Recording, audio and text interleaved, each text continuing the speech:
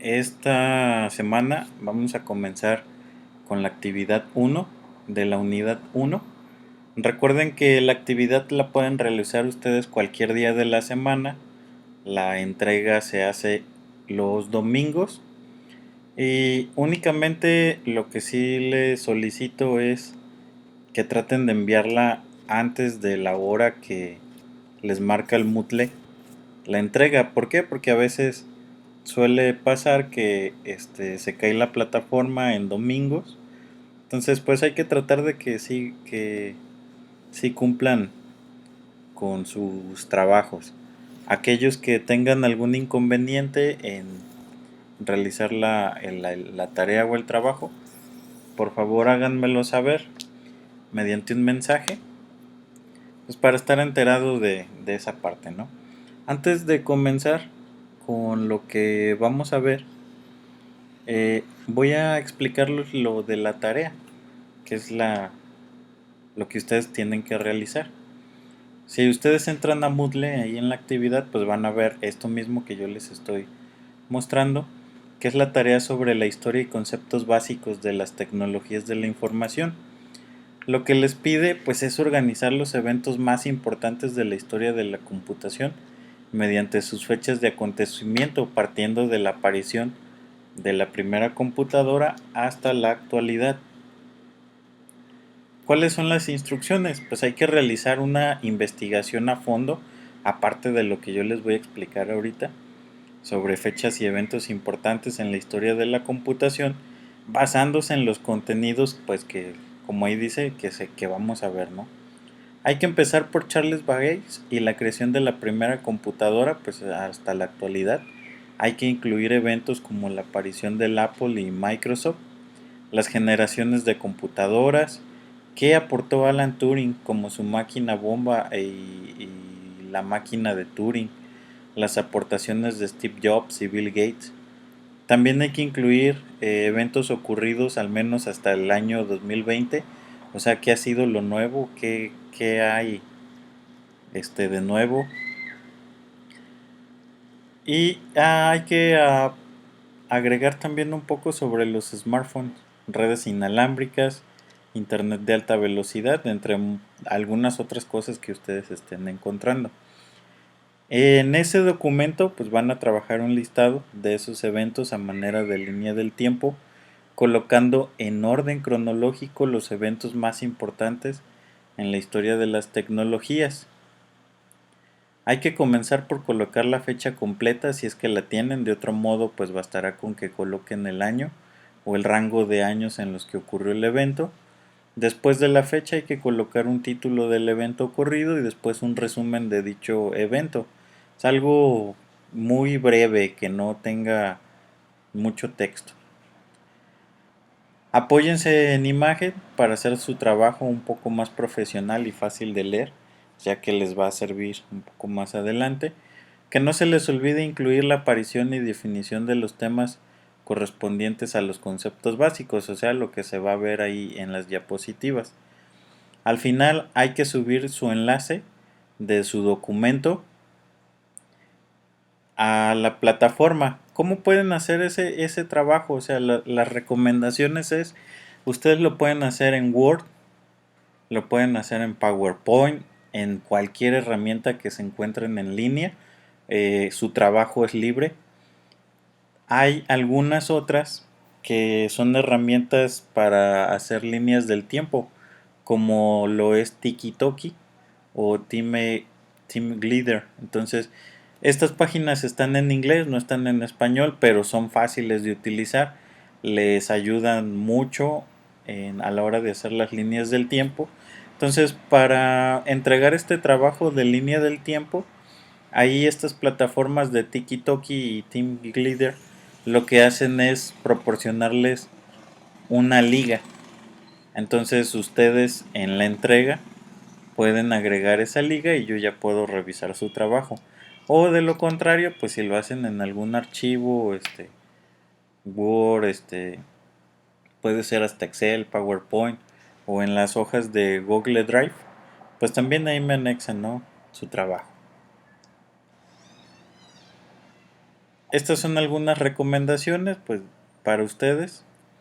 Tener instalado el módulo de Flash Player para ver las instrucciones en la plataforma. Todos los trabajos deberán de tener referencias al final del documento. De igual manera, tus fuentes de información deberán de ser de calidad y confiable. Hay que evitar utilizar sitios web como El Rincón del Vago, Buenas Tareas, Monografías, entre otros similares, que sea de calidad su trabajo, ¿no? Y evitar el copiar y pegar, porque pues a la hora de revisar se nota sin utilizar pues las herramientas de para detectar el plagio, o sea, se nota cuando es copiar y pegar. Entonces sí les recomiendo que agreguen contenido de ustedes, o sea, lo que vayan entendiendo lo agreguen, ¿no? ¿Cómo va a ser la evaluación? El listado correcto, 20 puntos. Colocar imágenes en cada una de los puntos o eventos, son 10 puntos.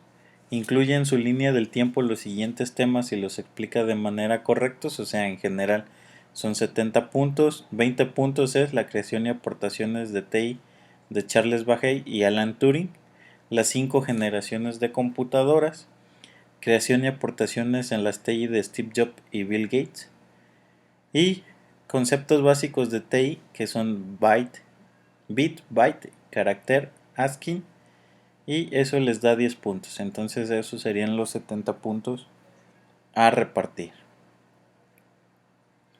Recursos para la actividad, pues ustedes los van a poder encontrar ahí en, en la plataforma, que son estos. Pueden igual darle un clic a cada uno de los links y los va a redirigir al documento.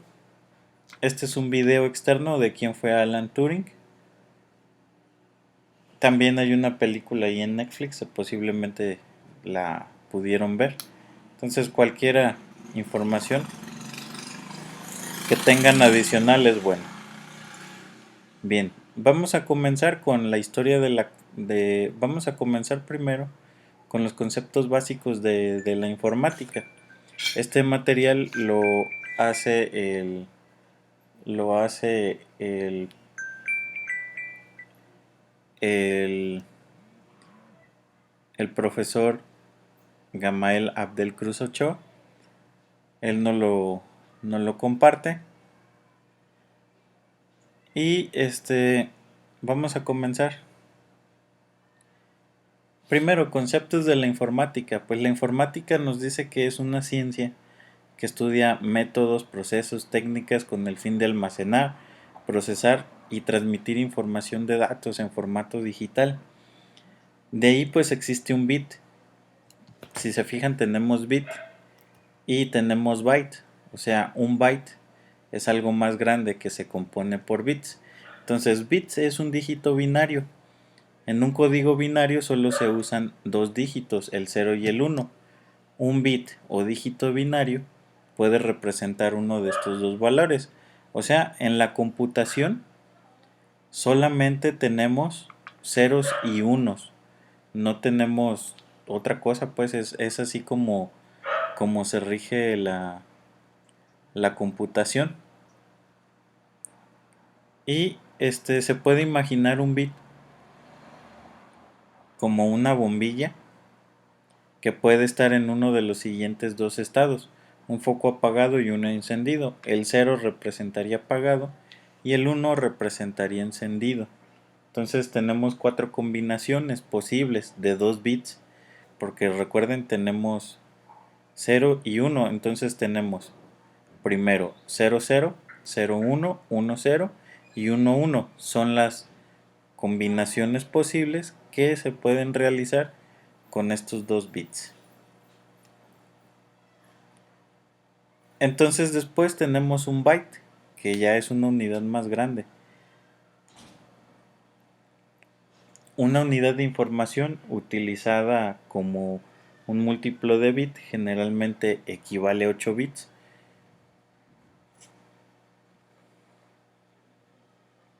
Por lo que en español se le denomina octeto. Entonces un byte es un octeto pero también puede llevar la letra utilizando el sistema binario.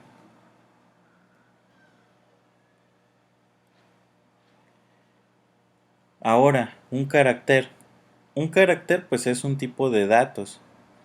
Es una unidad de información que corresponde aproximadamente con un grafema o con una unidad o símbolo parecido como los de un alfabeto o silabario de la forma escrita de un lenguaje natural. Un ejemplo de carácter es una letra, un número, un signo de puntuación. Entonces todo lo que tenemos en el teclado es un carácter, ¿sí? Puede ser una letra, puede ser cualquier otra cosa. Eso es lo que nos muestra un carácter. Y de ahí pues surgen las unidades de medida de la informática. Entonces tenemos un bit que es 0 y 1. Ya vimos que tenemos combinaciones, luego surge el byte. Entonces el byte lo que tiene es 8 bits, o sea, son 8 espacios. Puede tener varias combinaciones diferentes, lo que sea, de 8 bits. Y de ahí se viene lo que es un kilobyte. ¿Sí? Un kilobyte es la unidad de medida de almacenamiento de información que equivale a 1024 bytes. En las tablas se toma el valor de 1000 para clarificar el resultado de los cálculos. Entonces, no hay que confundir con kilobytes, empleado frecuentemente pues para designar las tasas de transferencia de datos en dispositivos y redes de comunicación. Entonces, kilobyte es para medida como memorias USB, discos duros. Y kilobits pues es como para redes, ¿no? Como ancho de banda.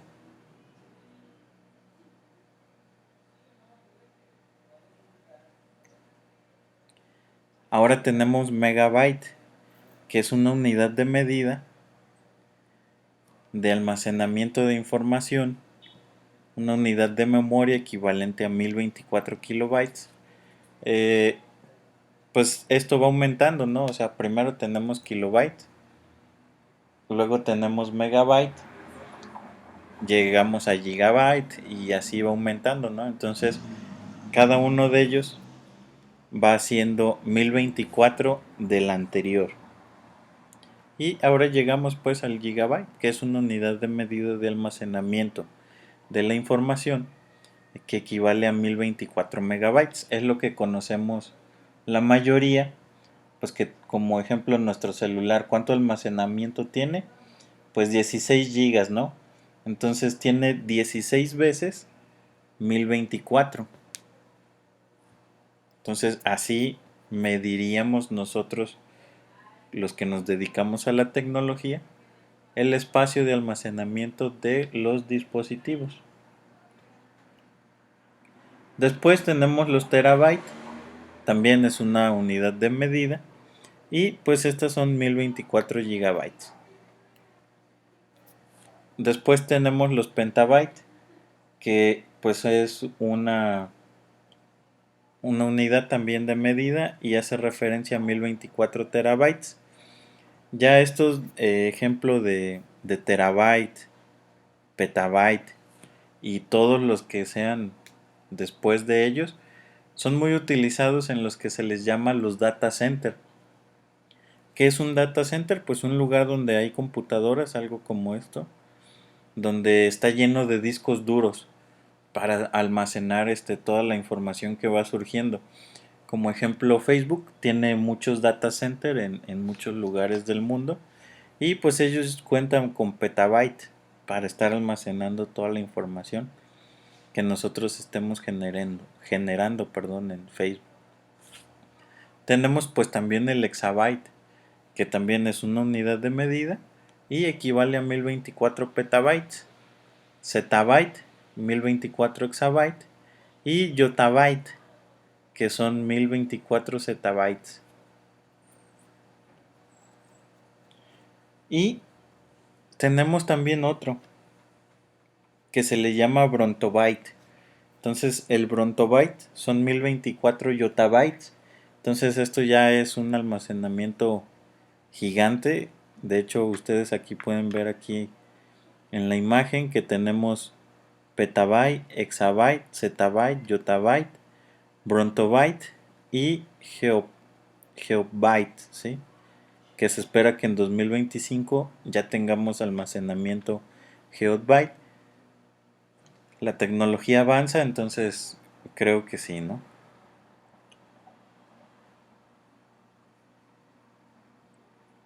Entonces aquí podemos ver que un geobyte pues es otra unidad de medida y equivale a 1024 brontobytes. Después, un algoritmo. Bien, ¿qué es un algoritmo? No necesariamente un algoritmo es algo de computación. Un algoritmo es una secuencia de instrucciones. Una receta de cocina es un algoritmo. Entonces, cualquier instrucción que tengamos que seguir, lo vamos a tomar como que si fuera un algoritmo, ¿no? Un conjunto de instrucciones que hay que realizar. Entonces, los algoritmos pues son independientes de los lenguajes de programación. En cada problema el algoritmo puede escribirse y luego ejecutarse en un lenguaje de diferente programación. El algoritmo es la infraestructura, de cualquier solución escrita. Luego, pues se pasa a algún lenguaje de programación. Entonces, ¿qué es un programa? Pues un programa utilizamos todos como Word, Excel, PowerPoint, incluso Windows es un programa. Las aplicaciones que tenemos en nuestro celular son programas, son instrucciones ordenadas, codificadas en algún lenguaje de programación y que pues puede ser ejecutado en una computadora, ya sea Windows, Mac, y que también pues puede ser ejecutado en un celular, ¿no? Esa aplicación.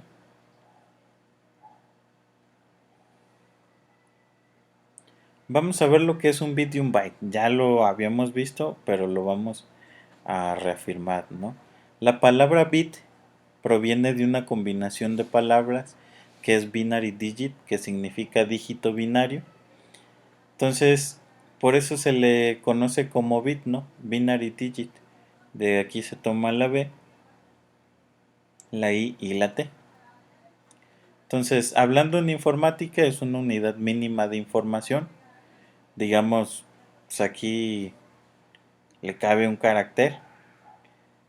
Y tenemos que se basa en el sistema binario, o sea, solamente existe uno y 0, que ya les había mencionado, se toma como el 0 apagado y el 1 encendido.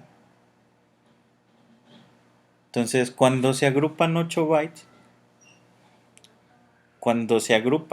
bits, corresponde a un byte, ¿sí? Esto es lo que hace un byte. Entonces, nosotros tenemos en nuestro celular 16 gigas, que son 1024 megabytes o 1024 kilobytes. Entonces, un byte es la unidad fundamental de datos en las computadoras, pues. Un byte son 8 bits contiguos y el byte es también la unidad de medida básica para memoria, almacenando el equivalente en un carácter. La utilización de un bit y un byte, pues generalmente los bits se utilizan para describir velocidades de transmisión, mientras que los bytes se utilizan para describir capacidad de almacenamiento, memoria. Entonces no hay que confundir bits o bytes. Bytes es para almacenamiento y bits es para velocidad en redes. Entonces pues aquí tenemos la equivalencia, ya los estábamos viendo. Y carácter, pues es cualquier símbolo, también ya lo vimos. Ahora, ¿qué es el código ASCII? Que también les pide ahí en su línea del tiempo. Pues la memoria de un ordenador guarda toda la información en formato digital. No hay forma de almacenar caracteres directamente. Cada uno de los caracteres tiene un código digital equivalente. Entonces, esto se le denomina código ASCII. El código ASCII básico representa caracteres utilizando 7 bits para 128 caracteres posibles enumerados del 0 al 127. Entonces, si ustedes alguna vez han visto algo, se utiliza la tecla Alt de su teclado más una numeración. Entonces, esa numeración pues es igual a una letra o un carácter, le llamamos nosotros. Si ustedes le ponen ahí en Google ASCII, así como está escrito, ASCII, en Google les van a salir muchas imágenes como esta. Entonces, presionando la tecla Alt más cierta numeración, pues van a salir estos caracteres. Obviamente esto es si tienen Windows, si tienen Mac, pues funciona un poco diferente, ¿no?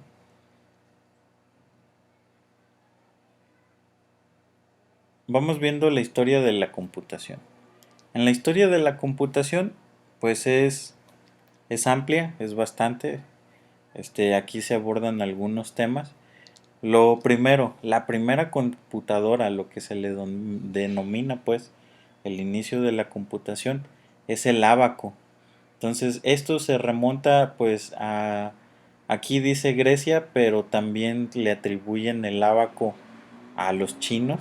Entonces esto es milenario, ¿por qué? Porque es una máquina que nos ayudaba a contar.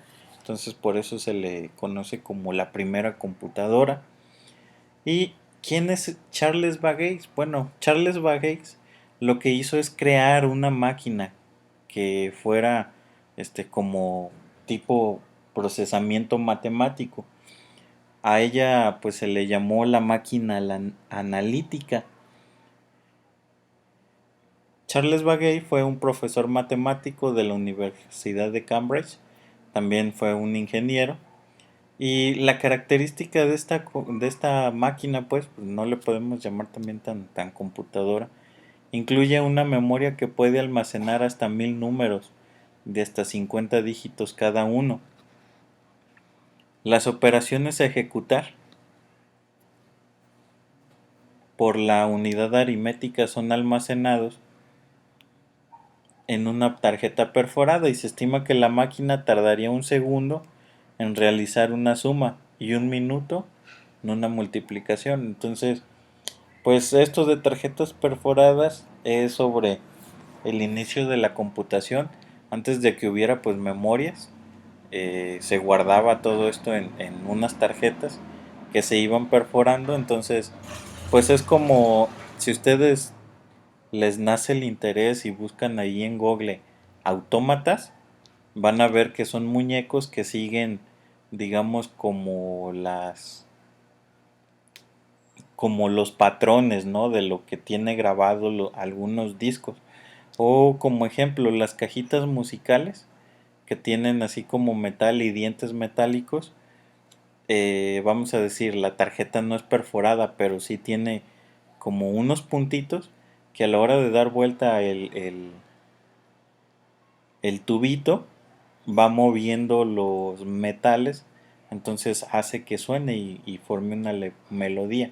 Así es como funcionaba pues la máquina analítica de Charles Babbage. Tenía ciertas tarjetas que a la hora de ir moviendo sus engranajes, pues él la consideraba como que si fuera una memoria, ¿no? La primera computadora. ¿Quién hizo la primera computadora? La primera computadora se le atribuye el nombre de ENIAC. Fue construida en 1947 en la Universidad de Pensilvania. Funcionaba con tubos al vacío. El equipo de diseño lo encabezaron los ingenieros John Macaulay y John Aker. ¿Qué son estos tubos al vacío? Pues les conocemos mayormente como bulbos. A nosotros y a ustedes pues no les tocó ver esto, pero nuestros abuelitos y nuestros papás sí les tocó la época en la que se utilizaban bulbos. Las televisiones, los radios, todo utilizaba bulbos que son como un tipo focos, ¿no? La tecnología pues ha avanzado tanto que ahora ya eso es una tecnología obsoleta. Pero esta primera computadora se dice que su tamaño era la de un estadio, o sea, una cancha de fútbol. Y generaba tanto calor que casi podías asar un pollo ahí. Entonces, donde se construyó, aparte tuvieron que poner pues ventilación, porque pues imagínense, todos estos son focos. Entonces, el calor que genera un foco es bastante, entonces debe de tener, por ende, ventilación. Entonces la ENIAC llegó a ser 1500 veces más potente o sea, que digamos que la máquina analítica o que cualquier otra cosa. En el diseño de esta computadora fueron incluidas nuevas técnicas de la electrónica que permitieron minimizar el uso de partes mecánicas. Esto trajo como consecuencia un incremento significativo en la velocidad de procesamiento y se podían efectuar 5000 sumas o 500 multiplicaciones en un segundo y permitía el uso de aplicaciones científicas en astronomía o metrología. Entonces aquí en la ENIAC, también en la primera computadora, lo que no se marca pues es de que quien hacía los programas, en este caso eran tarjetas perforadas, eran mujeres, mujeres programadoras. Entonces la ENIAC fue, digamos, construida por hombres, pero fue programada por mujeres. Ahora, ¿quién es Alan Turing? Entonces, pues ya habíamos visto un poco, les recomiendo vean la película en Netflix del código Enigma. Y pues Alan Turing era un matemático, se le considera el padre de la computación moderna. Fue un hombre clave pues para la victoria en la Segunda Guerra Mundial porque craqueó el código irrompible nazi de la máquina Enigma. Pues Enigma era una como tipo máquina de escribir de los nazis que codificaba pues los mensajes. Y lo que trató de hacer Alan Turing pues fue una máquina electromecánica que pues descifraba los mensajes, ¿no? Entonces necesitabas ponerle un código para que la máquina descifrara todos los mensajes nazis. Entonces, pues esto es a lo que se dedicó Alan Turing y a él se le atribuye parte pues la computación moderna, ¿no? Esta es una imagen de una de las máquinas que él construyó. Está en un museo. Entonces tenemos que el equipo de Turing descifró el código Enigma que los alemanes consideraban como irrompible y diseñó y desarrolló Colossus, una de las primeras computadoras programables. Entonces tenemos aquí, esta es la máquina Enigma y del lado derecho tenemos a una de las máquinas Colossus. Entonces, ¿qué es una máquina de Turing? Pues un dispositivo que manipula símbolos sobre una tira de cinta de acuerdo a una tabla de reglas y a pesar de su simplicidad, una máquina de Turing puede ser adaptada para simular la lógica de cualquier algoritmo de computador y es particularmente útil en la explicación de las funciones de una computadora dentro de una computadora, ¿no? Y también ya entrando un poco en material extra, pues se le considera también precursor también de la inteligencia artificial, ¿no? Entonces, hay el, existen algunos test que son tipo Turing, ¿no? Para ver si una inteligencia es humana o es una máquina. Entonces ya son temas pues extra, ¿no? Ahora vamos a pasar. ¿Quién es Bill Gates? Pues William Henry Gates III nació en Seattle, Washington en 1955. Es un informático y empresario estadounidense. Fundó Microsoft. Procede del éxito arrollador de su sistema operativo, el MS-2, que evolucionaría hasta convertirse en el popular Windows 3.1 y daría lo sucesivo, perdón, al sistema operativo, ¿no? Windows. De hecho, hay una historia por ahí oculta que dice que Bill Gates no desarrolló MS2, que es digamos, nosotros le conocemos como la consola de Windows, la pantallita negra. Él compró ese código, se lo compró a Xerox. Xerox es la empresa que hace copiadoras. Entonces, él compró el código a Xerox y lo adaptó. Añadieron cosas y pues de ahí nació MS2 y posteriormente las versiones de Windows, ¿no? Que fue Windows 3.1 y después se lanzó Windows 95. Bill Gates se dice que nació en una familia acomodada que le proporcionó una educación en centros de élite como la escuela de Lakeside y la Universidad de Harvard, siempre en colaboración con su amigo Paul Allen. Eh, bueno, realmente no recuerdo si Bill Gates terminó la universidad, porque recuerden que tanto Bill Gates como Steve Jobs pues estaban estudiando, se salieron y este no recuerdo si se graduaron, ¿no? Entonces pues aquí tenemos una foto de 1981 y del 2013. Bill Gates pues se unió mucho a lo que era crear los programas para las computadoras. Él le dio mucho poder también a IBM, que se le llamaba en aquel tiempo el gigante azul, porque firmó un convenio donde todas las computadoras de IBM debían de traer Windows, no podían tener otra cosa. Apenas iniciaba pues Linux, pues, pero no estaba pues en una guerra entre que cada quien quería realizar su sistema operativo o su propia computadora, ¿no? Entonces, en 1975 se trasladaron a Albuquerque para trabajar suministrando a la compañía MITS una serie de programas susceptibles de ser utilizados con el primer microordenador, el Altair se llamaba ese microordenador, para el cual habían desarrollado una versión del lenguaje de programación BASIC. BASIC ahora se le conoce como Visual Basic, es un lenguaje de programación que se utiliza pues para realizar todos los programas que tiene Windows. Ese mismo año fundaron en Albuquerque su propia empresa de producción de software informático llamado Microsoft Corporation, con Bill Gates como presidente y director general.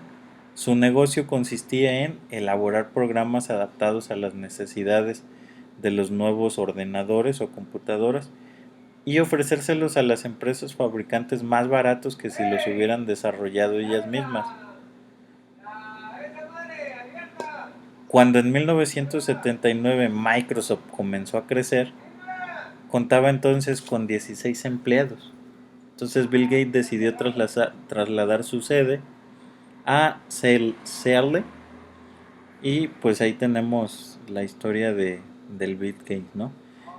Como les decía, pues en 1980 vendió a IBM el sistema operativo MS2 para sus computadoras personales, donde negoció quedarse con la licencia del sistema y venderlo a otras compañías. Bill Gates y Paul Allen compraron el sistema operativo Q2 a Tim Peterson por la cantidad de $50,000, que es lo que les decía, ¿no? O sea, MS2 no es totalmente de Bill Gates, o sea, es de Xerox, que es Tim Peterson.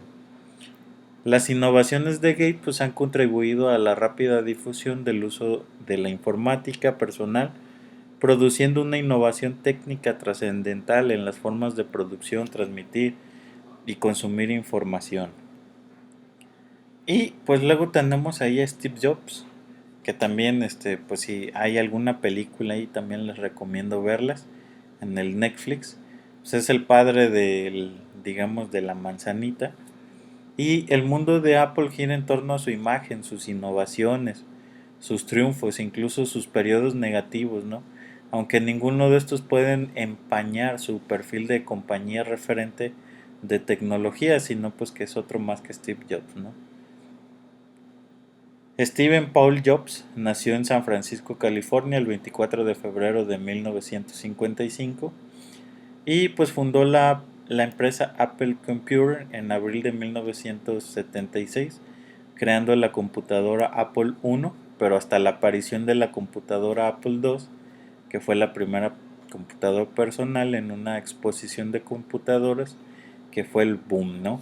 Entonces, si ven una película de Steve Jobs que está ahí en Netflix, se van a dar cuenta, Apple Computer nació pues no exactamente de Steve Jobs, o sea, fue una colaboración entre Steve Jobs y su compañero Wozniak, que pues Steve Jobs es mercadólogo, es visionario, él no es ingeniero en computación, pero Wozniak sí, él es electrónico, informático, y fue el que hizo la Apple I.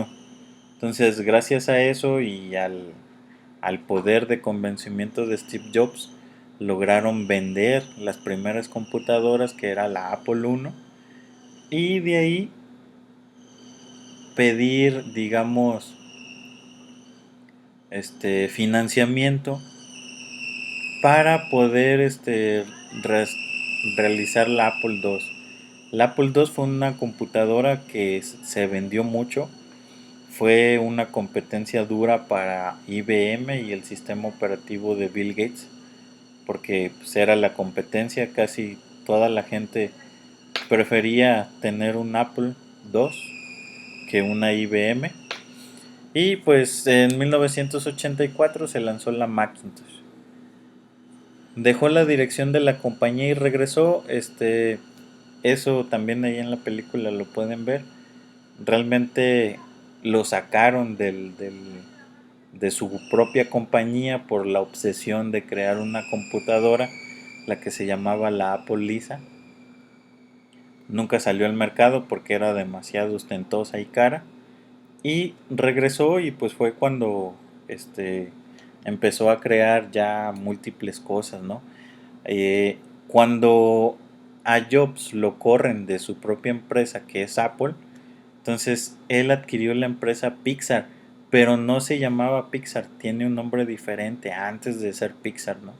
Entonces Steve Jobs compra esa empresa y esa empresa desarrolló el nuevo sistema operativo de lo que ahora tienen todas las computadoras Mac, y además ese sistema se utilizó para crear animaciones y videos. Ahora lo que tenemos, ¿no? Con estudios Pixar, que es uno de los estudios más famosos y que se dio a conocer mucho con la película de Toy Story. Entonces ahí es donde se vio el potencial de Pixar, ¿no? Y en una segunda etapa, Steve Jobs, pues innovando, lanzó el iPod en sus diferentes versiones. Empezó con el mercado electrónico, pues con tiendas online de música como el iTunes. Y también se le atribuye pues a Steve Jobs, que es el padre, hablando de lo que son los smartphones, es el padre de la generación de los smartphones. ¿Por qué? En el tiempo de que salió el iPhone 3G o el primer iPhone, el que lideraba el mercado era Nokia. La tendencia de los celulares era a lo más pequeño, tener el celular más pequeño. Entonces Nokia logró hacer eso con un celular como de algunos 10 centímetros de altura, o si no un poco menos, o sea, eran muy pequeños, prácticos pues porque los podías cargar en tu bolsa del pantalón o algo y realmente no te estorbaban. Entonces esa era la tendencia de aquellos años hasta que Steve Jobs vino a romper esa, digamos, esa parte, ¿no? Se le llama pues a esto tecnologías disruptivas, porque ahora lo que vino a hacer es lanzar el iPhone, que era totalmente diferente a lo que era la tendencia en aquel tiempo. Entonces ahora él comenzó con una nueva tendencia, ¿no? Entre más grande mejor. ¿Por qué? Porque podemos visualizar mejor las cosas, ¿no? Entonces pues ahora ya tenemos de ejemplo de iPhone las versión 12, 13, y de Android pues tenemos múltiples versiones, múltiples marcas, pero pues a él es el que se le atribuye la parte de los smartphones. Generaciones de computadoras. Tenemos aquí varias generaciones de computadoras. Pues la primera generación se está basado en lo que es el código binario. Son, de ejemplo, la ENIAC, todas esas computadoras ahí viejísimas. A eso se le considera la primera generación. La segunda generación pues son los lenguajes simbólicos que simplifican la escritura de las instrucciones y las hacen más legibles. O sea, esto es cuando ya las computadoras comenzaban a tener un poco de mejoras, ¿no? Tarjetas perforadas era lo que se utilizaba. Y la tercera generación pues se le llama pues, los lenguajes de alto nivel, ¿no? Que sustituyen las instrucciones simbólicas por códigos independientes. Aquí en la tercera generación pues ya sale lo que estaba mencionando, las computadoras con el sistema operativo MS2 y con la Apple II que tenía pues, un sistema operativo diferente.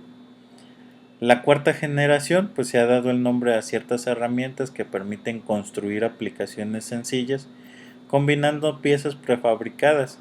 Hoy se piensa que estas herramientas no son propiamente hablando lenguajes, ¿no? Entonces, pues ya esta cuarta generación es cuando ya comienzan pues a ver un poco de más programación, donde se comenzó pues un poco con hay que conectar computadoras. Después viene la quinta generación, que ya tenemos lenguajes de alto nivel, inteligencia artificial. Y pues se supone que ahorita estamos como en octava generación, ¿no? Quinta generación. Se quedó allá por el año 2000, algo así. Y no se ha podido contabilizar así como una generación más o menos. ¿Por qué? Porque la tecnología estaba avanzando tan rápido. O sea, ¿y quiénes son los que hacemos que esta tecnología avance tan rápido? Nosotros mismos. ¿Por qué? Porque estamos requiriendo de más. Sí, queremos más, siempre queremos más. Por eso la tecnología avanza a pasos agigantados. Y tenemos como datos históricos, ¿no? Antes de 1940, pues ¿qué había? Los primeros lenguajes de programación preceden a la computadora moderna. En un inicio los lenguajes eran códigos. Las máquinas del telar de Jacquard, creada en 1801, utilizaban los orificios en las tarjetas perforadas. También pueden buscar ahí en Google. Busquen una tarjeta perforada para que vean cómo eran. Y pues los movimientos de un brazo de la máquina de tejer se movían y pues ahí simulaba pues alguna cosa de eso, ¿no? Y durante un periodo de 9 meses entre 1842 y 1843, Ada Lovelace tradujo las memorias del matemático italiano Luigi Meneabra acerca de la nueva máquina propuesta por Charles Babbage, lo que es la máquina analítica. Entonces, los programas de computadora estaban especializados según sus aplicaciones. En las primeras décadas del siglo XX, los cálculos numéricos estaban basados en los números decimales y eventualmente se fueron dando cuenta que la lógica podía ser representada con números, no solo con palabras. Por ejemplo, Alonso Church fue capaz de expresar el cálculo de lambda a través de fórmulas, o sea, lambda es una fórmula matemática.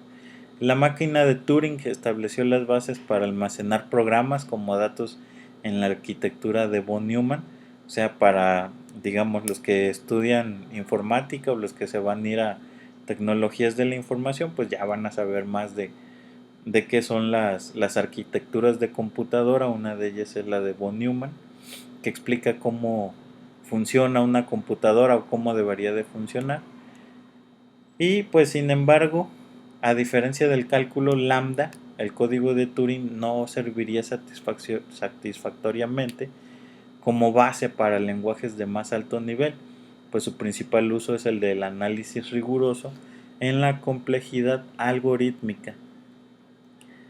Tenemos en los años 40, pues en la década de 1940, fueron creadas las primeras computadoras modernas con alimentación eléctrica.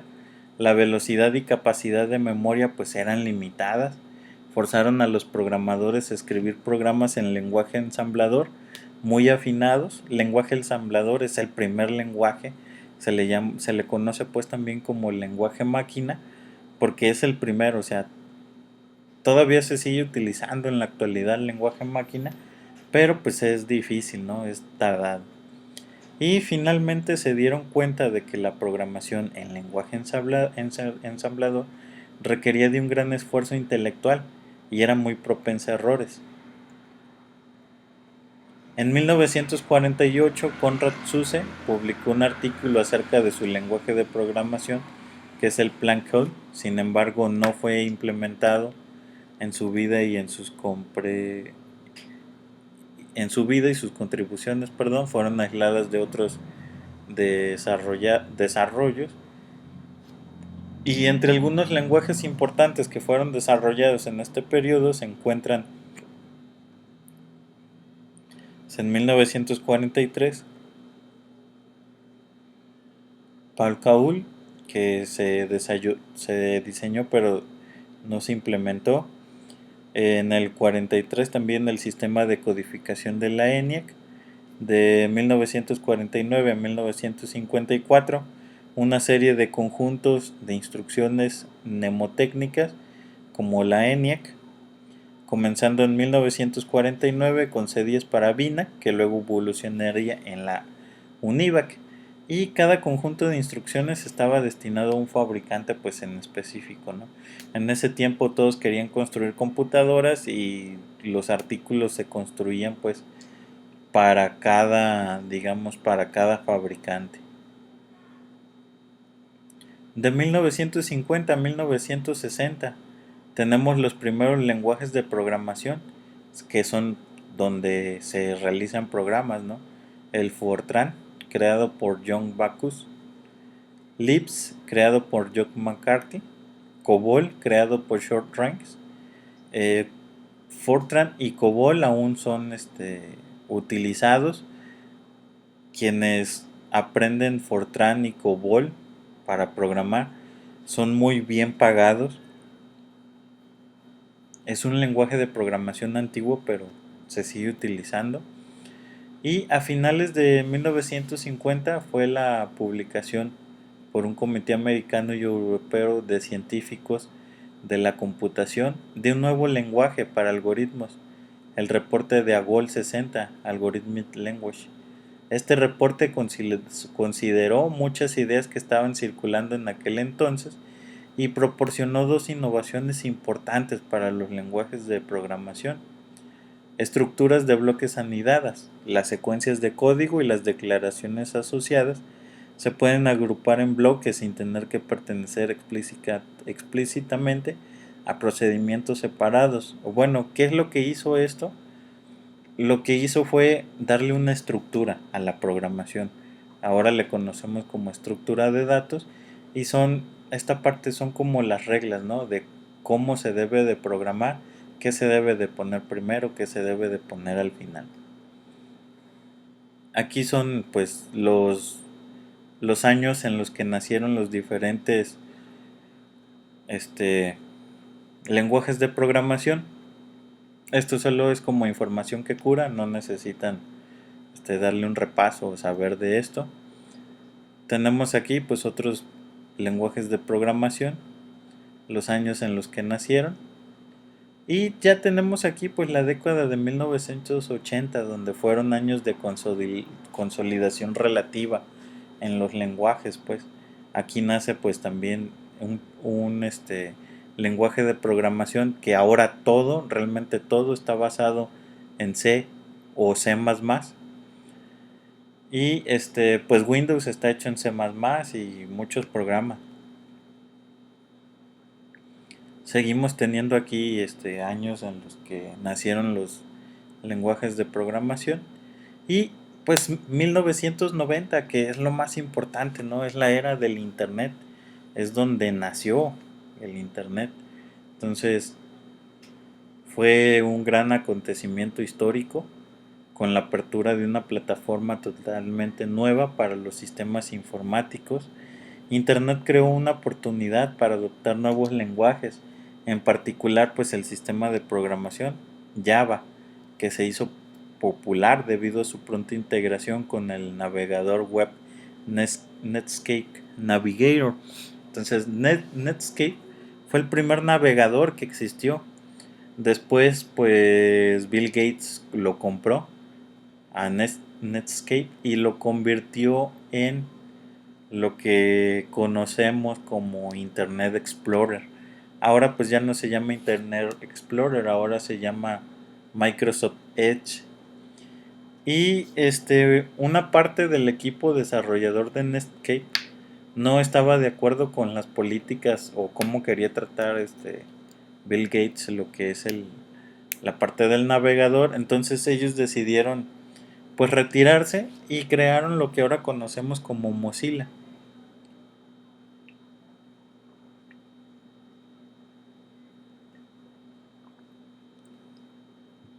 Tenemos aquí algunos otros lenguajes. Y pues las tendencias actuales. ¿Qué son las tendencias actuales? Pues estamos yendo hacia más tecnología, tener comodidad en nuestro hogar. Ahora con nuestro smartphone ya podemos prender nuestra tele, prender el Xbox, el PlayStation o focos, incluso toda la tecnología va enfocada a Bluetooth. Entonces lo que queremos pues es comodidad. Aquí están algunas imágenes de lo que es la Univac. Esta es otra computadora, es pequeña, ahora sí, esta ya tiene mejoras, muy diferente a la ENIAC. Y pues aquí también en la Univac también participaron mujeres para hacer la programación. ¿Sí? Entonces poco a poco se fueron aminorando lo que eran las computadoras. Como ejemplo, esta parte eran los tableros, únicamente como un tipo monitor, y toda esta parte de atrás es la computadora. Esto que ustedes ven son cintas magnéticas. Estas cintas magnéticas pues es como el disco duro o los cassettes que conocieron sus papás. Y cada cinta almacenaba no más de 1 mega, o sea, ni 1 mega almacenaba toda esa cintonón. Entonces imagínense todo lo que, si ahorita nosotros con 16 gigas no nos ajusta, ahora imagínense esa cinta que solamente tenía ni 1 mega.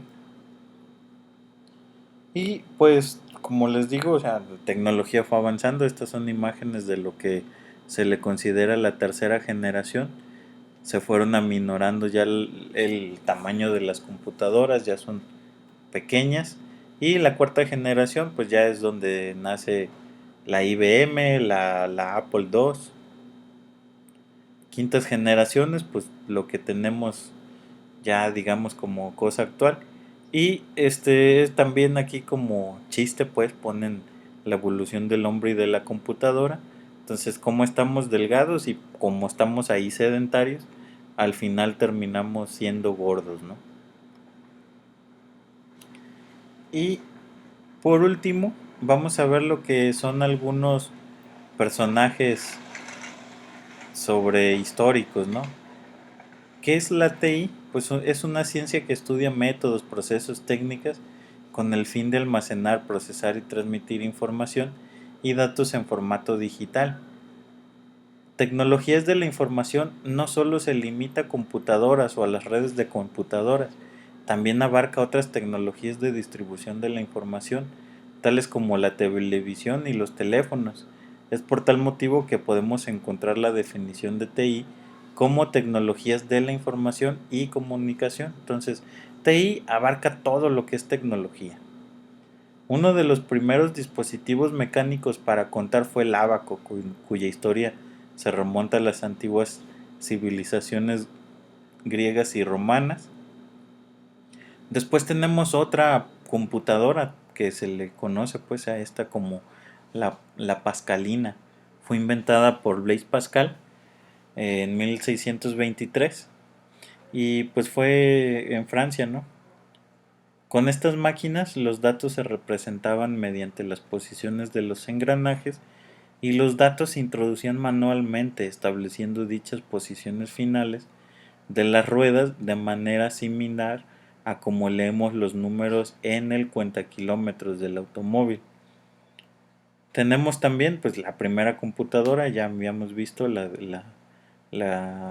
máquina analítica, la ENIAC, esta es una parte de la ENIAC. Y dato importante, tenía más de 18.000 tubos de vacío, o sea, 18.000 focos, y consumía 200 kilowatts de energía. Se dice que el primer día, cuando conectaron la computadora, toda la ciudad se quedó sin energía por unos segundos. De tanta energía que consume la computadora, pues se apagó toda la ciudad y pues pronto se restableció. Después tenemos pues la EDVA, que fue diseñada por un nuevo equipo de, de ingenieros. Tenía aproximadamente 4.000 bulbos o tubos al vacío y usaba un tipo de memoria basada en tubos llenos de mercurio, por donde circulaban señales eléctricas sujetas a retardos, ¿no? Entonces ya fue un avance. La idea fundamental de von Neumann fue la de permitir en la memoria coexistieran datos con instrucciones para que entonces la computadora pueda ser programada en un lenguaje y no por medio de alambres que eléctricamente interconectaban varias secciones de control, como pues la ENIAC, ¿no? Entonces von Neumann lo que hizo es decir cómo debería de funcionar ya una computadora sin utilizar tantas cosas, ¿no? Entonces, personajes importantes en la TI, uno, pues tenemos a Charles Babbage, tenemos también a Alan Macintosh Turing, que es mejor conocido como Alan Turing. Tenemos a Tim Berners-Lee, que también él sigue vivo. Tim Berners-Lee lo que hizo fue crear en 1994 la World Wide Web, lo que conocemos ahora como www. ¿Qué es lo que hizo Tim Berners-Lee? Pues Tim Berners-Lee lo que hizo es crear reglas para que el internet pudiera funcionar. Entonces, él fue el creador de, vuelvo a repetir, www, y también hizo HTTP, que si se fijan ustedes ponen Google y el querer copiar esto, pues se visualiza HTTP, dos puntos, diagonal, diagonal, y www.google.com. Bill Gates también ya lo vimos, sus aportes tecnológicos. Steve Jobs también ya lo vimos. Esto es una computadora Apple I, así es como era en aquel tiempo. Y Wozniak, que es quien es el co-creador de Apple,